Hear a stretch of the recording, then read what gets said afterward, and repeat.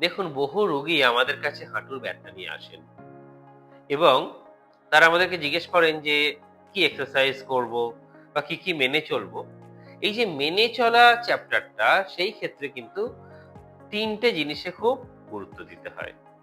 ১ম হচ্ছে নি বেন্ড করা। হাঁটু কতটা ভাঁজ করে থাকতে হবে। পা কিন্তু বেশি মুড়তে নেই। ৯০ ডিগ্রির বেশি যখন আমরা হাঁটুকে মুড়ি, তখন এই ওপরের ফিমার আর এই যে নিচের যে টিবিয়া ফিমোরাল জয়েন্টের মধ্যে যে কার্টিলেজ আছে তাতে প্রেশার পড়ে।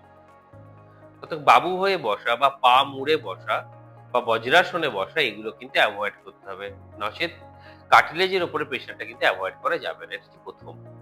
২য় হচ্ছে অতিরিক্ত সিঁড়ি ওঠা-নামা কিন্তু বন্ধ করতে হবে। সিঁড়ি ওঠা-নামাতেও ক্ষেত্রে ওঠার সময় কিন্তু টিবিও-ফিমোরাল জয়েন্ট, অর্থাৎ এই উপরের হাড় এবং নিচের হাঁটুর এই দুটো জয়েন্টে যে কার্টিলেজ আছে চাপ পড়ে, এবং নামবার সময় প্যাটেলো-ফিমোরাল জয়েন্ট, অর্থাৎ উপরে যে ফিমার এবং মালাই থাকে প্যাটেলা, তার যে জয়েন্ট আছে সেখানে চাপ পড়ে এবং সেখানে কিন্তু ইনজুরি হয়। এবং ৩য় এবং সবথেকে গুরুত্বপূর্ণ হচ্ছে টয়লেট অ্যাক্টিভিটি।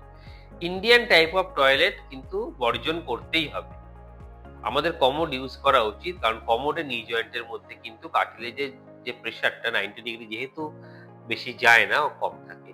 এই ৩ টে জিনিস যদি মেনে চলা হয় তাহলে কিন্তু হাঁটুর বাতে অস্টিও আর্থ্রাইটিস বা রিউমাটয়েড আর্থ্রাইটিস এ আক্রান্ত রোগীরা অনেকটা ভালো থাকবেন।